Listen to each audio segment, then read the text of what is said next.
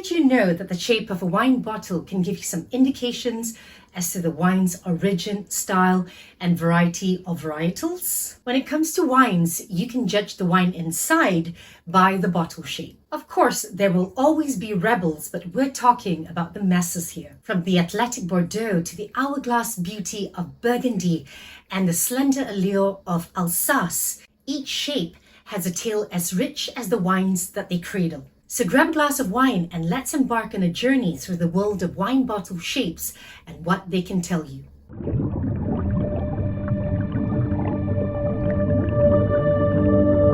Our voyage commences amongst the ancient winemaking traditions of Georgia that is still practiced till today. Here, nestled between the Black and Caspian Seas, the Qvevri was born, a unique clay amphora used for winemaking, storage, and aging. Grapes were pressed and poured into these large clay vessels, which were then sealed and buried underground, where they would ferment for a good 5 to 6 months. Once fermentation was complete, they were sometimes left to age in these Qvevris for up to 2 years. Fast forward to ancient Rome, where wine was not only a source of enjoyment, but also a symbol of prestige. Clay amphorae were widely used for transporting wines across the vast Roman Empire, favored for their practicality and thermal stability. These clay vessels kept the wines fresh and allowed them to age gracefully. Little did they know that centuries later, these clay vessels would inspire the evolution of modern wine bottles.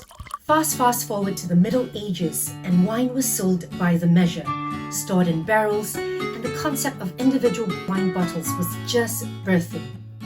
Glass bottles were seen as a sign of wealth and nobility due to their scarcity, and in certain regions, bottles were even prohibited to prevent fraud.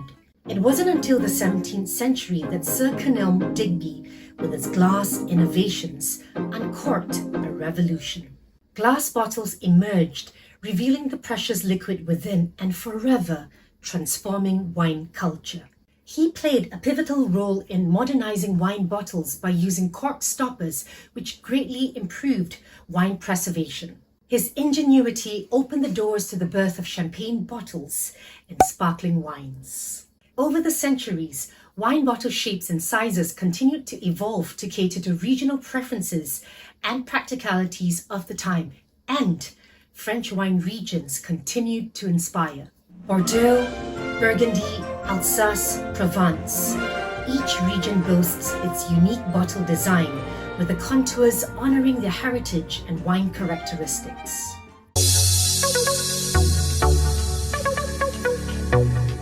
The Bordeaux bottle, akin to a statuesque athlete, stands tall with straight lines and distinct shoulders. This bold shape was purpose-built to sail the robust reds from Bordeaux across the tempestuous seas to England. The British simply adored their clarets as the wines of Bordeaux were once known.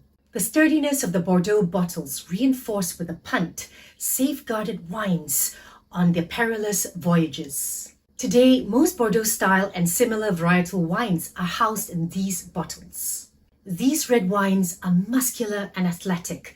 Think Cabernet Sauvignon, Merlots, Carmener's, Argentinian Malbecs, and so on. This bottle has become the most widely used shape in the world of wines and now houses wines of all origins, varietals, and styles, thanks to its durability and accessibility. Like a graceful hourglass figure, Burgundy bottles embrace wines with elegance and finesse. The gently sloping shoulders and rounded body cradle the delicate and sometimes powerful Pinot Noirs and Chardonnays of Burgundy, revealing their charming allure and grace. Most Pinot Noirs and Chardonnays from all across the world are now bottled similarly, except for the Pinot Noirs of Alsace and Germany, or Spätburgunders as they're locally known in Germany. This has become the second most widely used bottle shape, thanks to its sophisticated curves and popularity. The Alsace flute, a slender and sleek beauty, perfectly complements the delicate aromatic profile of wines from Alsace, Germany, and Austria. With its elongated neck and slim physique, this bottle originates from times when German and Alsace wines gently floated along the smooth river voyages, making them easily stackable. These bottles were not as sturdy or robust, and they didn't need to come with a punt to reinforce them, as the River Rhine was smooth sailing. Expect wines in these bottles to be delicate, fruit-driven and fresh, with vibrant acidity and without oaky flavors. Nowadays, newer producers favor this bottle shape for Alsatian German varietals, such as Rieslings, Gewürztraminers, Pinot Noirs and Pinot Gris. Champagne bottles, the pearlescent divas of the wine world, mirror the sensuous allure of a pear-shaped figure. This delightful design owes its existence to Sir Cornell Digby's glass bottle revolution. The pressure from the effervescent bubbles requires stronger bottles, and that's why they're much heavier and thicker to withstand the highly pressurized bubblies, which can be up to 3 times that of a car tire. In fact, if you've paid close attention to sparkling wine bottles, they almost always have a deep indentation underneath, which is known as the punt, because they help to further strengthen the glass. This iconic curvaceous and heavy bottom bottle shape has become the prototype that has inspired sparkling wine producers all across the world. The port bottle is a tale of evolution and cultural adaptation. Like claret, fortified wines, and in particular port, was another fetish of the Brits. Initially short and squat like a teapot, because we know how much the Brits love their teas, these bottles prevented rolling on the uneven decks of ships. As sailing technology improved, so did the bottle shape, evolving into a longer, more elegant cylindrical design with an elongated neck, some say fashioned after the Bordeaux bottle, and a bulbous top. This onion-like silhouette helped to aerate the wine as it was being poured, capturing some of its sediments. Today, this shape has been adopted and adapted by many other fortified wines, especially those that see some form of aging, such as Italy's Marsala wines, Portugal's Madeira wines, and of course, Spanish sherries. Once upon a time, natural corks were the sophisticated companions of wine bottles. They allowed the right amount of air in, allowing the wines to age gracefully. Then came the 1950s, where a mischievous character named trichloroanisole emerged, causing cork taint, which made delightful wines completely unpalatable unless you like your wines with aromas of damp, musty attics or wet dogs.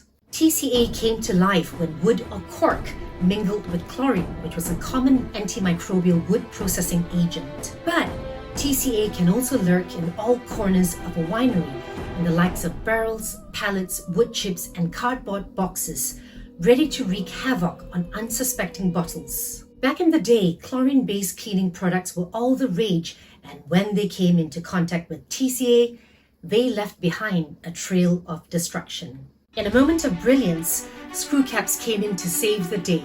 Once shunned by the wine world, they have now been widely adopted. With a twist and a seal, they ensure consistency and preserve the wine's freshness, not to mention the fact that you don't even need a wine opener.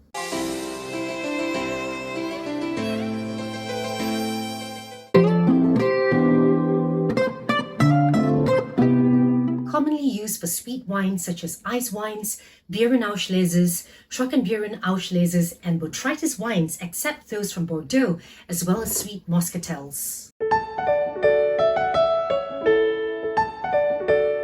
The box bottle originated from Germany's Franconia, but is also used for some Portuguese wines, the most common of which is Mateus Rosé.